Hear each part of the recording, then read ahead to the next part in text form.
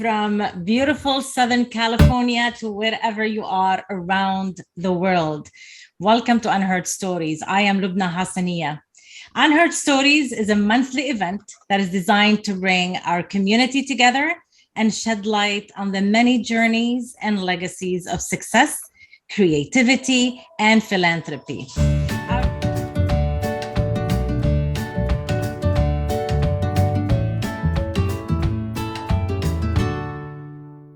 We have former Ambassador of Lebanon to the United States, His Excellency Gabriel Issa. We have former Ambassador of Lebanon to Kuwait, His Excellency Jean Macaron. Councillor Mirna Khawli, former Consul General of Lebanon in LA. We have Councillor Wael Hashim, our Chargé d'Affaires at the Embassy of Lebanon in DC. We also have our Honorary Consul of Lebanon for the Greater Cleveland area, Mr. Anthony Asher, and Honorary Consul of Lebanon in Tahiti, Monsieur Joseph Maroun. We are also honored to have with us Judge Tony Raphael.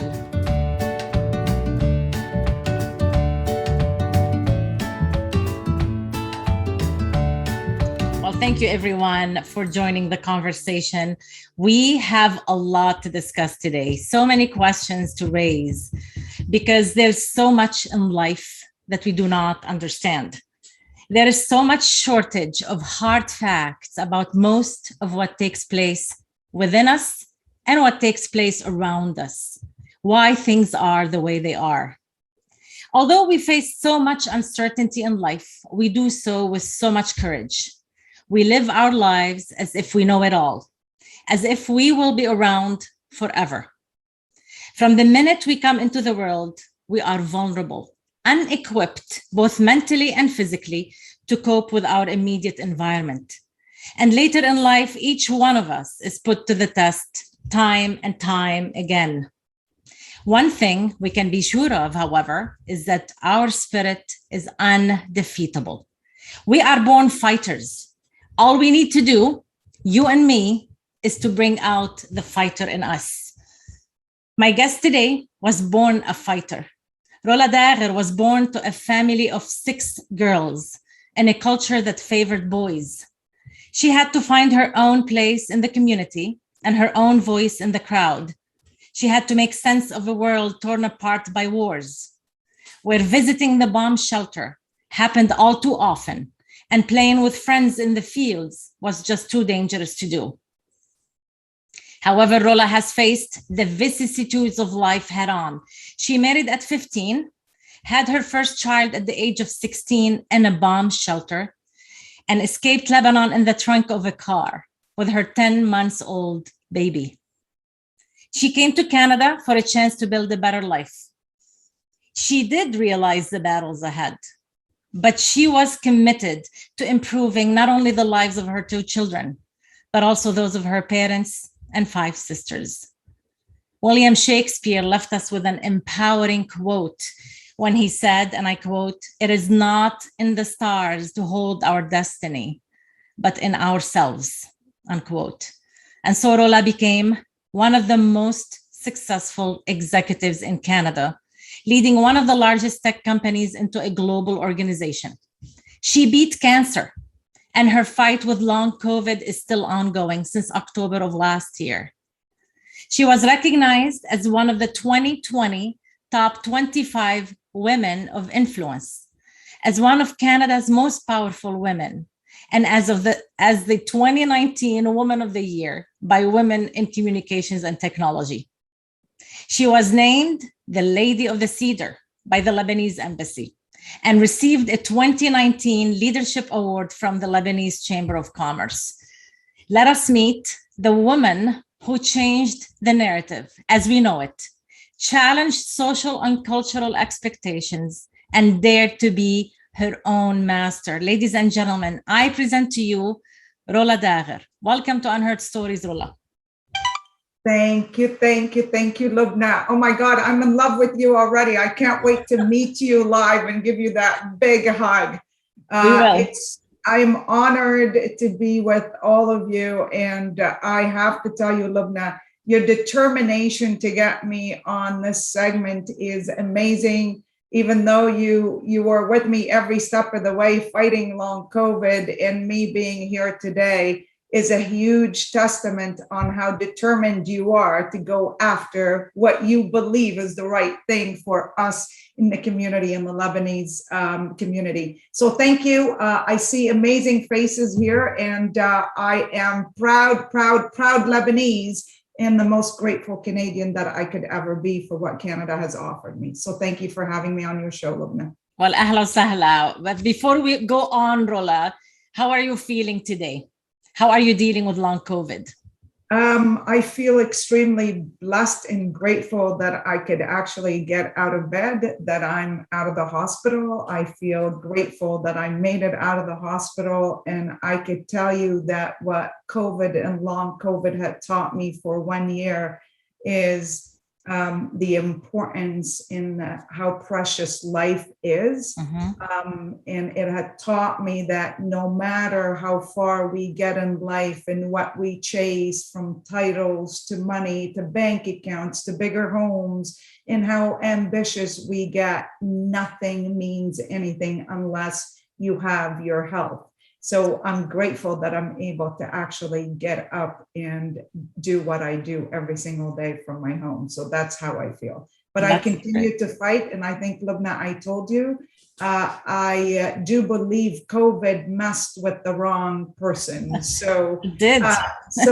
So I say all the time now that I value the many women I have played my entire life, the daughter, the sister, the leader, the friend, but what I value the most in me today, the fighter and the survivor that I need to be to continue to give back to the community. And like you said, Loubna, in your intro, that us Lebanese, all we know in our blood and roots is how to fight and continue to strive for being better at what we do every day. That's so true. Keep up this positive attitude. It has a tremendous healing power. Rola, I want to start by taking you back in time to when you were 9 years old. Let's picture this tableau together. I'm assuming it's a Sunday. Your father is about to drive you and the rest of the family to church. You are sitting with your siblings in the back seat of the car. But you can't just go because your dad's car has a flat tire. Take us back to that day, Rola, and tell us what went through your mind at the age of 9 as you witnessed that morning unfold. I wish you could see and feel the goosebumps when you're telling the story, because that's what actually keeps me going, is those amazing stories and the humble days. It was actually Hassanieh. It was Palm Sunday, and Hassanieh, you know, my family had, my mom and dad had 6 girls, as you said, and we're all dressed up to go to church and have all our, you know, fancy candles. And then my dad had the flat tire and told us all to hang on. So he unscrewed a couple of the bolts. And then by the time he came back, I actually got out of the car without my parents seeing me, because dad went back to the garage to get something. And I had actually did the whole tire, because my parents tried so hard to have a boy after 6 girls, and it didn't work. So my dad said to my grandmother, after she read the coffee cup and basarutlo, and she told him, after 6 girls, you will have a boy. He's like, Mom, I love you. Get the hell out of my house, because that's it. I'm done. So he taught me to be the boy in the family as a young age. But that moment in time, it gives me so much proudness of who I am as the daughter of 6, as the parents of having 6 girls and no boys. It taught me so much of determination. It taught me how, you know, as my father continues to say to me, Rola, it doesn't matter what a boy could do, you could do. So every time you get down, you get up on your, you know, feet and just go after what you want. So it gives me an appreciation how life is beautiful, And I'll tell you, life has been given to us as a gift. Life owes us nothing. It is for us to make the best we can in our lives. And I wish I could go back to that moment where Daher Lamghara, this is where my roots from, a small little village of all the Daghers family. And it gives me nothing but, just appreciating life for what it is and looking around, and from the trees to the donkeys we rode, and, playing in little pebbles and, crisscross and climbing trees. That's how I feel today. And I wish I could go back. Yeah. Well, you had that willingness you were talking about, and the determination to make it work and help your parents and show them who you are, and that you are a girl and you can still do it and make it. And all these attributes are exactly what led you to become the successful woman you are today. You were given in marriage at the age of 15, Rola, and that's a very young age. You had to do a lot of growing. You skipped so many lanes altogether, and you did it so fast at a time when you were still trying to find your true sense of self, your own identity. And then you sped into motherhood. You became a mom at 16. Can you tell us about that critical time in your life? Where were you physically, mentally, and emotionally at 15 and 16? Wow. Those are really deep questions, Loubna. I could tell you, it felt like at that age, I was playing house. Girls play with Barbies and dolls. And, back then I thought, oh, okay, great. Getting married at 15. I didn't know I was actually scared. Kids were making fun of me at school. It's like, who's this guy? But, the old traditional fashion way of having 6 girls, my parents, the first guy in the door, it was my luck. And, but it actually shaped me to be the woman I am today, because I've gone through so much struggles in life, and every struggle has become the power of me today. If I take you back to 15 to 16 of being a mom at such a young age, when my parents decided to come to Canada with 5 of my sisters, and they left me behind because that was the culture. You get married, you stay with your husband, and they came. It was fear. It was fear, anxiety of, am I going to be a good mom? Am I going to know how to raise my daughter? Waking up in the middle of the night because no one hands you a manual to tell you how to become a parent at that age. Hiding from a bomb shelter and moving from town to being attacked and almost died many times gave me nothing but determination and appreciation for what life has to offer. And it is up to us what you make out of that life. So if I go back, I would say to that 15-year-old girl, I am proud of you. I am extremely impressed by your grace and your determination and you continuing to fight. And I will look her in the eyes and say, you never know how strong you are until being strong is the only option you had, and you did it. And I'm proud of who you are today. Well, we are all proud of you. Let me tell you that much. And what you went through, these tough moments could break anyone's spirit, but did not break yours. Today, Rola, you are not just the daughter and the sister, you are also the mother and the successful career woman. What do all these roles have in common, Rola? What are they driven by? Passion, okay, love, appreciation, passion to continue to learn, passion that fueled my success. Learning has been everything that I am today of being the student of life. I've been called many women in my life, but the one thing that it will continue to help me and shape me is my growth mindset of no matter how much you accomplish in life, you have not arrived. The minute you stop learning is the minute you actually realize that you're done of being the person you need to be. So I value those amazing moments that I've had in my life where I questioned my ability. I valued those moments that got me to believe in me, believe in my capabilities, believe in what I can give back to the community, to my family, to my teams.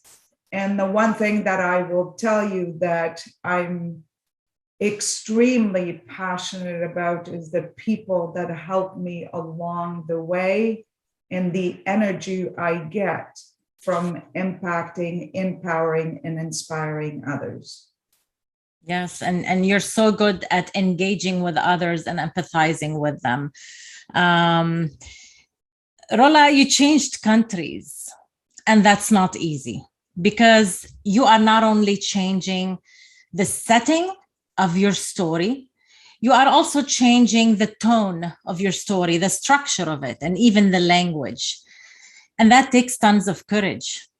And sometimes you have to be open to even challenge some of your most closely held beliefs and habits and be willing to change them. What habits or ideas, Rola, did you realize you had to unlearn so you could assimilate in the Canadian culture? I think the biggest thing is when you actually change countries. And by the way, none of us, I don't think any of us wanted to leave Lebanon. I still believe today more than ever, Lebanon is the most beautiful country God ever created.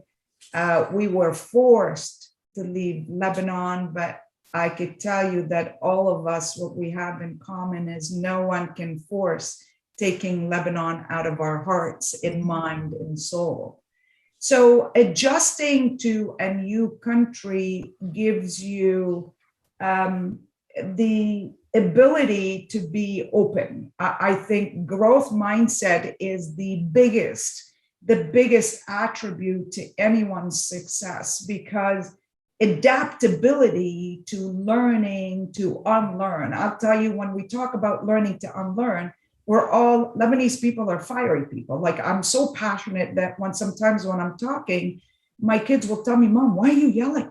Why are you screaming? And I say, I'm not yelling. I'm Lebanese. That's how we roll. We're passionate about who we are, but we're also stubborn people. Yeah. And for me I always thought, if you're not willing to learn, no one can help you. But if you're determined, no one can stop you. So I came into Canada knowing that I was determined to learn. I was determined to start from the bottom up, even though I was so young at the time. I did not have a career back home in Lebanon. I came in here and I started working as a sales clerk in a clothing store. Mm-hmm. But what I did is I embraced the culture. I embraced the people. I surrounded myself around smarter people than I am. I looked up to people and I found mentors and sponsors that could help me get out of my comfort zone. And the biggest thing is that comfort and growth don't coexist. How do you continue to get out of that comfort zone to continue to grow? I turned 50 in December, and I will tell you, more than ever today, I continue to want to learn more than I was younger, because that's the only thing that continued to help me move in the world of understanding what it is as humans we need to do to continue to impact. So number one is just unlearning those old habits and learn the new habit, because what got us here will not necessarily get us to where we need to be. And how do you have that open mindset to get you to the next chapter in your life? Mm-hmm. You talked about determination and how that no one can stop that determination in you to get you somewhere in life. And I wanted to ask you, how were you able to do all that to successfully and expediently climb the corporate ladder One, as an immigrant, which you a little bit touched on that, and two, as a woman. Rola. So in the technology world, it is extremely tough to make it to a C-level. I call it all the time, from a bomb shelter to the executive suite. You talked about determination. I will tell you, the one thing is I continue to provide, it doesn't matter where I went to and which room I entered, value. I didn't speak because I needed to speak and I needed to have people hear my voice. I spoke with confidence that my ability to deliver as much as any man in that room was solid. I spoke with conviction and I spoke with determination that the reason why I'm here, because I can add to the conversation. I was extremely inspired by the right people that I learned from, that I looked in the industry, where I walked into a room where people doubted me. Looked at me as, you're in the wrong room, go find a room where there's a female leader in. And I would look back and say, no, I am in the right room. When I was offered my first leadership role, I had 250 male engineers reporting to me. They hated the fact that they gave the leadership technical role to a woman. When I walked in, no one believed I can do it. But a year after, I was the #1 leader in that organization that made the most impact. Why? Because #1, you ensure that you empower people. #2, you ensure that through empower them, you enable them, and you inspire them, and you get out of their way to go out there and make an impact on the world. And I will tell you, I'll give you an example where I had one of my leaders run probably a few years ago, before any of the women movement showed up, and we didn't have the right to speak. And he looked at me and he said, you know, Rola, you're only successful because of your good looks. And I said, you know what? It's great to have the full package. And I could show you what the full package offers when you come with the full package to the table. When I was the president of Cisco Canada, I walked into a meeting to a Lebanese restaurant. And on my side, there was one of my VPs that worked for me, and he was a guy.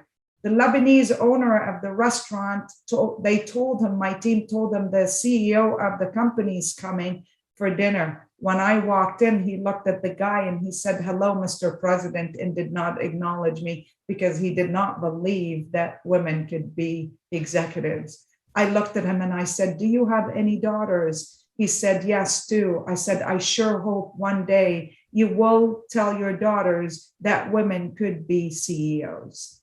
Yeah. And he apologized.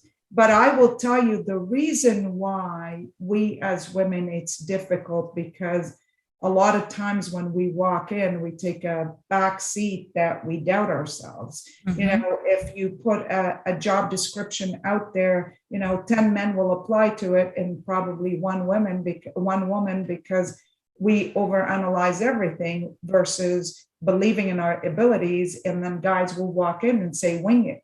Like, I'll wing it. I'm not qualified, but I'll wing it. So I will tell you what got me here is you miss 100% of the shots you don't take in life. So guess what? I took every freaking shot that I got in life and I scored, because I knew I could do it. Yes, and you did great. You did outstanding job.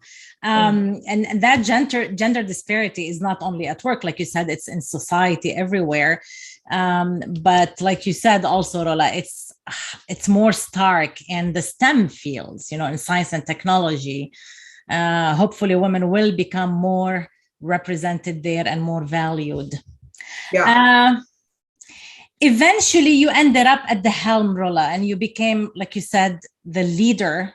You were the president and CEO of Cisco for 3 years. And then recently you're the global channel chief at Dell Technologies.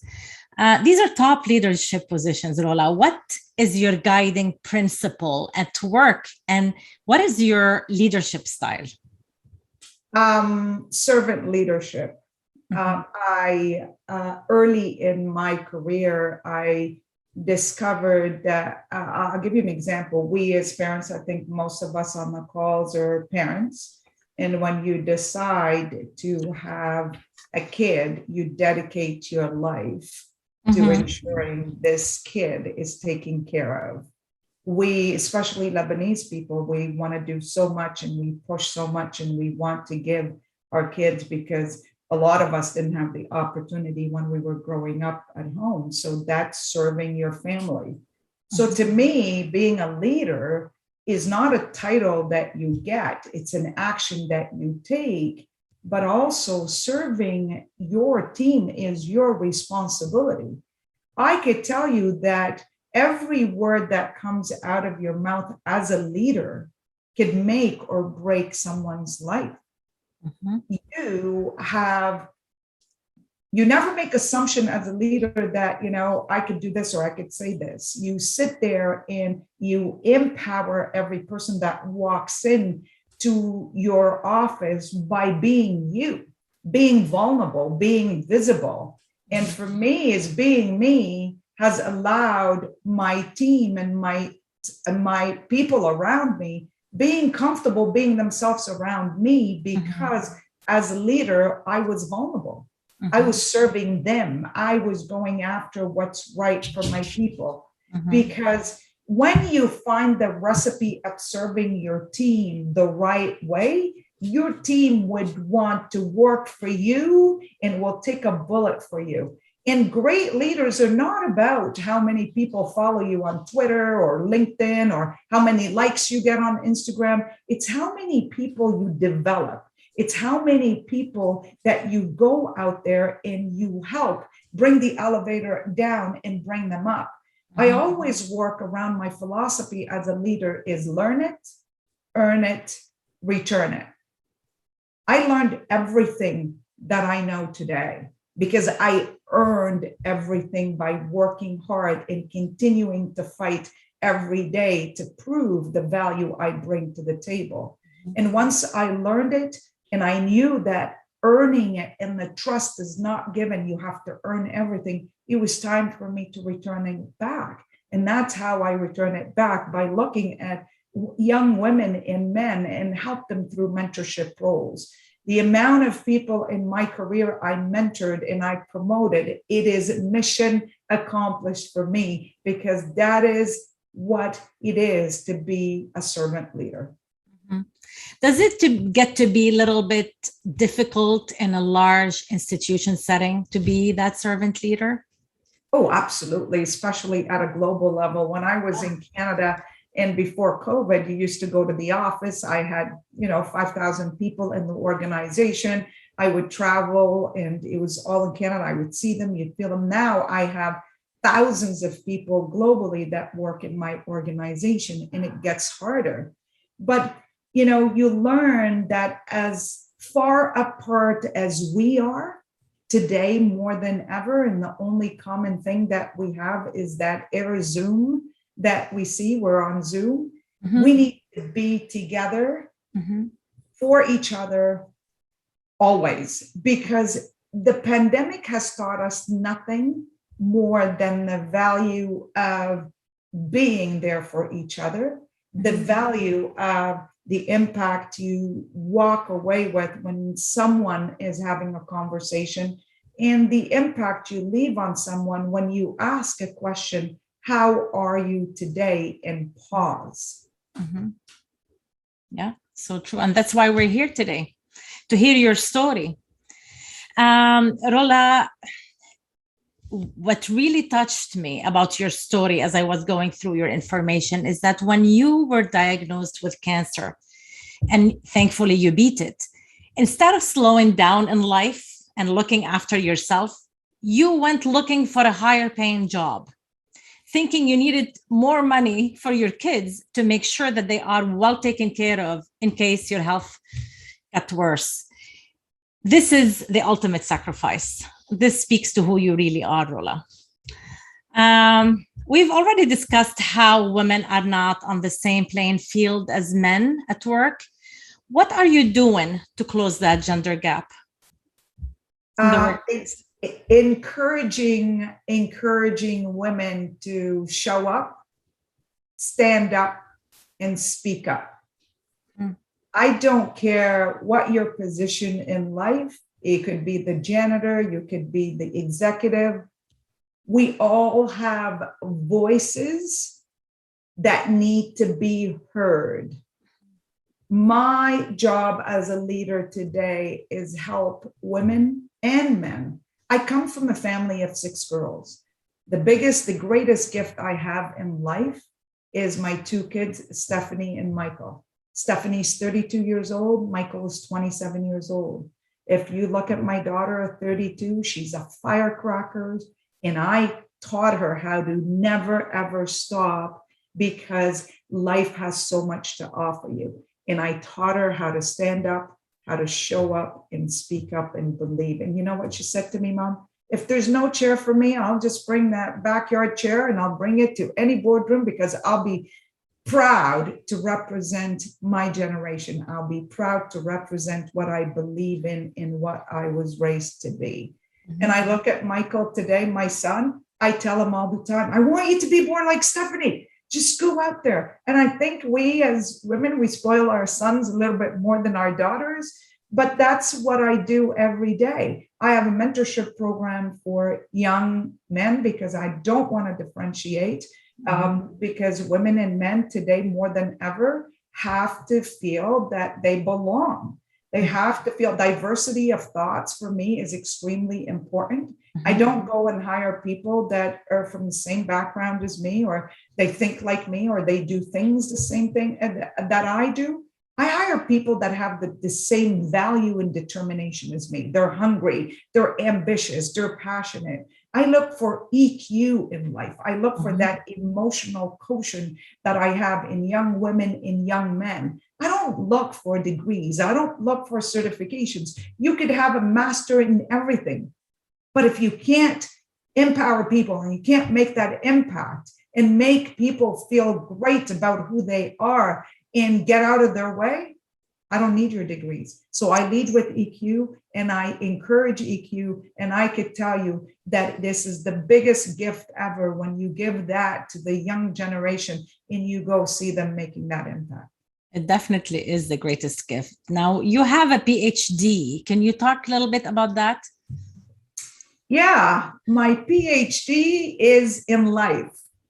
So I unfortunately never had the opportunity to go to university. As you mentioned, Loubna, I got married extremely young, and my marriage lasted 20 years. And I knew nothing but responsibilities in being a mom and taking care of my kids and my sisters. So I have a PhD in life of street smart versus book smart. I'll tell you a story which was amazing, where I was getting hired as the President of Cisco Canada, and they said, we need your qualifications and your academic degrees. And I said, I have none. And they stopped and they said, well, that could be a problem because all of our executives have degrees. And I said, well, I'm sorry, I don't. So they had to escalate, of course, and get approval after 11 interviews where I slam dunked every interview. Mm-hmm. But the global CEO came to Canada a few months after I started at Cisco, and it just happened in the lobby of my building. My sister showed up and I introduced her to my CEO, which I never told. I don't have any university degrees. She said to him, oh, do you know Rola doesn't have any university degrees? And I'm like, oh my God, I can't believe you just told my CEO that. He looked at her and he said, your sister does not need a university degree. What your sister has, which a lot of people don't, is PhD in life.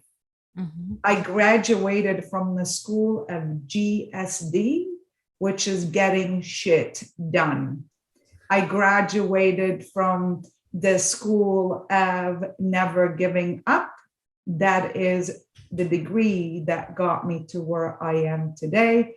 And I'm proud of where I got, but I know I still have a long way to go. And one day I really hope that I look at the generations and the leaders out there that hire for degrees and qualification and say, look at EQ, because that's what really matters today. Yes, we have to be very well emotionally developed to take on a responsibility like yours. You are also a champion of mental health, Rola. You said mental health has touched every person that is close to you. How did you overcome the stigma to talk about it? And what are you doing to help?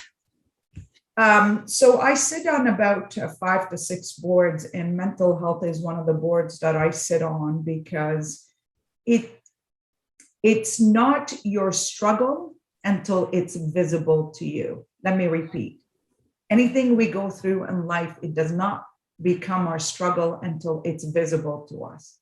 When you see your family member struggling because of mental health, all of us as Lebanese that grew up in Lebanon and bomb shelter and seeing people, our town got attacked when I was 12 years old, and my dad put us in a car and had to drive away. And I've seen my cousins die in front of me. I've seen people in pieces in front of me. Talk about mental health things that we all went through as Lebanese that got us to where we are today. Mm-hmm. And when I saw that my family members, and especially one of my sisters, was struggling with mental health, and looked at me, because when she had her daughter, she was actually struggling after the delivery of her baby. And a few years after, she called me at work and she said, "Help me die." That goes straight to your heart, soul, and mind, and you become debilitated. Mm-hmm. What I did at that moment, and every time I talk about it, I get goosebumps, because as leaders, you introduced me as I said, it's not a title.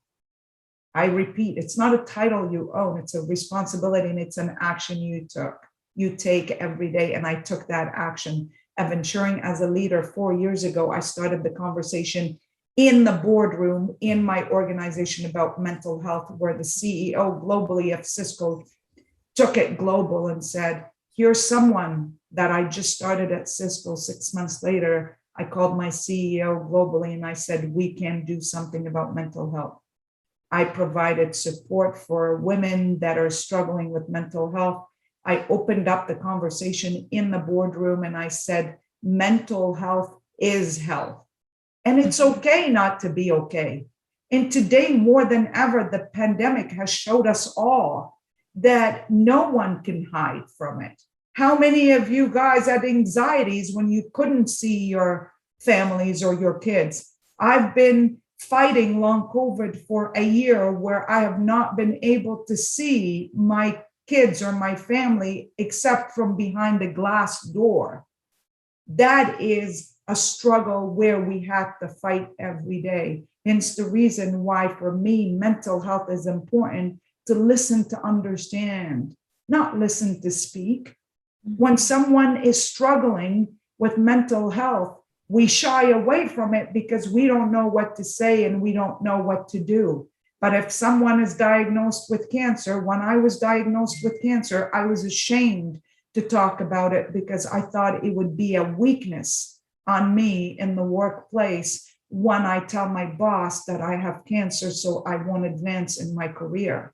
And today, more than ever, that stigma around mental health in the workplace has to be brought down, because no one is shielded from that, because we're all humans and we need to stay together and we need to be vulnerable by telling stories. Mm-hmm. It's the reason why I started that conversation 4 years ago in Canada, where Canada, the Prime Minister gave me the award for the #1 executive that started the conversation about mental health in the corporate world. And I challenged every CEO in Canada to speak about mental health and tell a story that can impact others. That's why I'm passionate about mental health. Yeah. Well, that's a great response. And congratulations on your award. Well deserved. And yes, like you said, unfortunately, Rola, there is so much stigma around mental health, number one, and vulnerability in general. We are simply taught throughout our lives to be and to show toughness. Ruth Bader Ginsburg, Rola, she was an associate justice of the U.S. Supreme Court, once said, and I quote her, "So often in life, things that you regard as an impediment turn out to be great good fortune," unquote. Rola, you are also known to give back not only to the Canadian community and to the world of business, but also to your Lebanese community. And recently you were able to raise funds in the millions of dollars to help Lebanon. Do you want to talk about that a little? Yeah, I think we all did in some way help Lebanon. I think a year and a few weeks ago, we all got the shocking news of the Beirut explosion. And I froze. I froze on so many levels because I couldn't believe what I was seeing. You know, the world has been fighting COVID for the past 18 months, but Lebanon has been fighting the biggest virus in the world, which is corruption.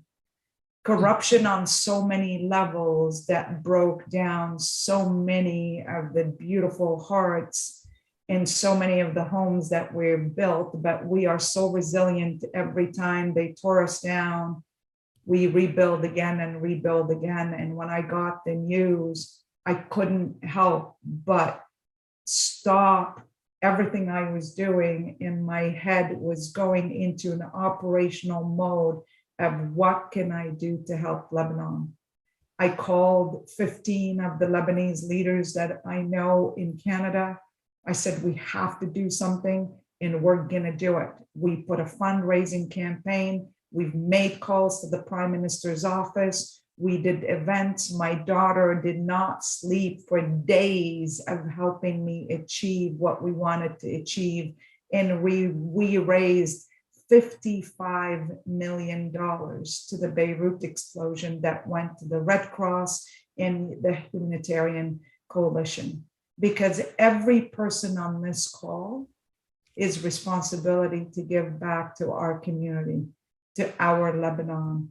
And I said it, Beirut ma biyalba'lik al-aswad, because it broke my heart of seeing the sadness, those little kids. And what I've always learned in life, my father said to me, Rola, بتعطي قرش ربنا بيرجع لك إياه 10 مرات. Every penny you give, you get 10 times fold. And that's what I've known since I was a little kid. And today, more than ever, I give back to the community, to the people, and to anyone in need, because it is our responsibility to leave the world in a better place than we came. Yeah. Thank you so much, Rola. It's not just a responsibility, it's an obligation. Yeah. Rola, your story is one of struggle, determination, and high achievements. It shows how massive the power of the fighter we talked about, you and I, inside each one of us can be, regardless of the predicament. Should we give our audience a chance to ask you a few questions? Yes, please. Okay. I can't wait. Okay, to everyone in the audience, please raise your hand using the reactions button on the bottom of the screen. I will unmute you and you can ask your question directly to Rola. Let's see what we have. Yeah. You have hellos coming your way from the UK. Suad Al-Eid is saying, amazing, so lucky to hear that today. Samar Muhtar, so proud of you and your determination. Talat is sending, did you ever think about teaching at the university, even though you don't have a degree, not only about expertise in technology and management, but also about being a woman, a survivor, and the determination to become who you are today? I actually have. So I do give a lot of talks in, I sit on a couple of university boards, one of the largest universities in Canada. I actually give the talk for the executive MBA students as well. It's just, I love telling my story because my story is an inspiration to, and if my story could be an inspiration to anyone out there. So the answer is yes, I do it voluntarily because I know that if anyone feels down about themselves, when they hear a story like this, it gives you an inspiration and determination to get out and keep fighting. That's awesome. Randa Wehbi is saying your courage as a female leader is inspiring. How do you balance being vulnerable with maintaining your credibility as a female leader? I mean, I've always said be you, because everybody else is taken out there. So if you try to become someone that you're not, you lose your authenticity. So being me has served me to be where I am today, but also have taught me to refine it. Meaning when I used to be younger at a leadership role, I used to go from 0 to 100 like this, fiery Lebanese, get out of my way, I could do this, da, da, da. But now I call it like the software upgrade. So we all get our software releases on our phones, and then you have to click install. And that software upgrade provides your iPhone the capabilities to do more features. So my software upgrade of Rola 1.0, 2.0, 3.0, and continues to be on is because I know that where I could be vulnerable, I know where I could be firm, and I know how to actually maneuver. For some of you that play golf, there is multiple golf clubs in the golf bag. And there is actually a purpose for every club in the bag. So you can't be using the driver in every hit that you take. Mind you, I would love to play the whole game with one club, but you can't. So therefore, there's different clubs for different reasons. So the reason why I tell you this, you pick the right club at the right time for the right reason to play the game. If it's a short game, long game, empathetic game, but always remember, be yourself. That's so true. Be yourself. Nidal Anderi is saying thank you, thank you, thank you. So glad my daughters are listening to you, Rola. I have a question for you here. Visibility these days is a measure of success, how successful you are, how visible you are on social media and all these outlets. How are you, or were you able to find few moments of silence to recharge, rejuvenate, and bring some clarity to your thoughts? I'll tell you the biggest silent moment it has been is my COVID struggle. I go from being extremely active on social media, on LinkedIn and Twitter, to nothing, where my daughter, when I was in ICU, and the moment I could talk, she goes, "Mom, the world is asking, are you okay? Are you okay?" And it hit me at one point, because when I resigned from Cisco and rejoined Dell as the global channel chief officer, 3 weeks after that, I got hit with COVID and I was in ICU. You could just imagine, as a woman changing career in the middle of a pandemic, and you get hit and you find that silence. I have to tell you that I appreciated that silence, because it helped me realize how important it is for me to come back with the growth opportunity of learning from my struggles. Because, so many people struggle with PTSD, and then I look at what I've gone through. I struggle with PTSG, which is post-traumatic growth syndrome, which to me, I look at every opportunity of a silence as an opportunity for you to grow from. So I was silent for a while. Even now, I still don't post for the heck of posting. I post to make a difference. And that is the true commitment you have, is to make sure that your posts are inspiring with a purpose and their impact, because the world today is based on the purpose you bring to every conversation you have. Thank you. Monsieur Joseph Maroon, our honorary consul in Tahiti, says a lot of respect for your courage and your personality. Well done and a big thank you. You have a question from Rafiq Al-Muhtar. He's saying Bill Gates, Steve Jobs, and many other great leaders did not finish college either. So he wants you to feel better. You are in great company. I am very proud of you as a person and as an inspiring leader. Thank you. Rola, what was the toughest conversation you ever had to give someone? I think for me is the toughest conversation you have as a leader is when you have to let go of someone in an organization, let go of someone not because they're not the greatest people, it's because they're not the right fit for the job.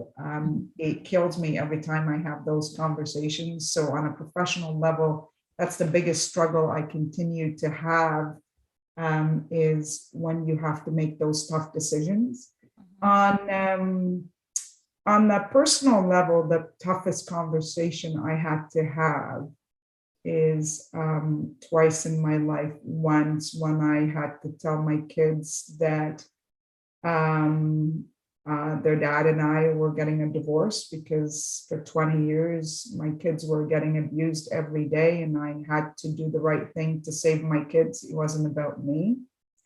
And the second one is when I was diagnosed with cancer and I didn't tell my kids because I did not want them to suffer. And I hid it from my father and my parents, my sisters. My father is my backbone. The first time I've ever seen my father cried and kneeled and said, God, why her, is when I told them that I had cancer and I've been fighting for 2 years and I had it for. So those are the toughest conversations, seeing your kids, your family hurting in front of you because of your struggles. And but they've continued to shape me to be the tough person I am. I am sure. Yeah. And what doesn't break you can only make you stronger, Rola.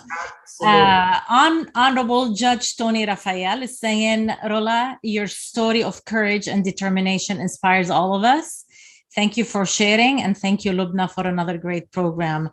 Randa Reyes is saying, so wonderful and inspiring to hear your story. Thank you for taking the time to share it with us. I am wondering how you instill this desire to give back within our youth. You mentioned the wisdom of your father when you give maybe 1 minute of your time or $1 that you get back tenfold. So yes, go ahead. I still do that every day. I had to slow down and you witnessed it, Loubna, with me for the past couple of years because I've been fighting hard to be, stay strong and health-wise and physically because I've been back and forth into the hospital, but I continue to encourage in many ways. I used to do a lot of one-on-one mentoring. Now I do group mentoring. And I can encourage young people to go out there and stay determined. And no matter how tough it gets, it's going to make them stronger. And I look at my daughter and my son every day, and I tell them, my legacy in life is you guys, and always remember, no one's going to remember you or remember your mom by the car or the title of the house. They're going to remember how much impact and how you made them feel. So, and I continue to do that as much as I can. That's nice. How can people, for those who would like to reach out later, can they do so? Reach out to you for advice? Yeah, absolutely. On LinkedIn, anytime. I'm active on LinkedIn. If you send me a message, that's one of my in my weaknesses as well. I answer everybody because I just can't. And sometimes, I mean, for the past few months, it's been slow, but yeah, on LinkedIn, I'm more than happy to help in any way I can. You have more notes coming in your way. All the respect and love from Cleveland, Ohio, to you, Loubna, and to the most inspiring lady. Thank you. Thank you so much, really, for being here today with us, Rola. Your story, like I said, makes people feel hopeful that no matter how difficult life tends to be, that there is always a way to make things work and even excel. If we stay determined, like you said. Anything else you'd like to add? I'd like to say, first of all, thank you to you, Loubna. Thank you for bringing the community together, because the one thing that my father continues to remind me every day, مطرح ما بتكب اللبناني بيجي واقف. So I love what you started. I am the proudest Lebanese more than ever today. And the one thing I would say, don't ever forget our roots, where we came from, and don't ever stop giving back in any way possible, because Lebanese people in Lebanon needs us more than ever. And may God bless our Lebanon for us, so one day we could all go back and be proud of being the Lebanese we used to be. Oh, thank you.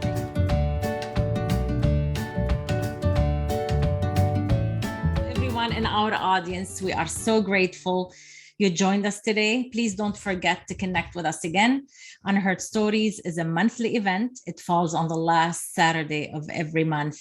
Our next episode is scheduled for Saturday, October 30th, and I am extremely pleased to announce that my guest will be Dr. Saleh Hensouli, a renowned international economist who served as the director of the IMF, the International Monetary Fund's offices in Europe, and has held numerous senior positions at the IMF for over 37 years. In the Middle East and Africa regions, Dr. Hensouli has worked on and led fund consultation missions and negotiated reform and adjustment programs with numerous countries. He taught economics at Vanderbilt University in the US and has lectured widely across the world. He is very well published, several books and articles. Please do not miss it. You can find the link to register to Dr. Hensouli's event in the chat box. To watch past events and know about our future ones, you can follow me on social media. Thank you all for bringing us into your home and making us part of your Saturday. Goodbye, everyone.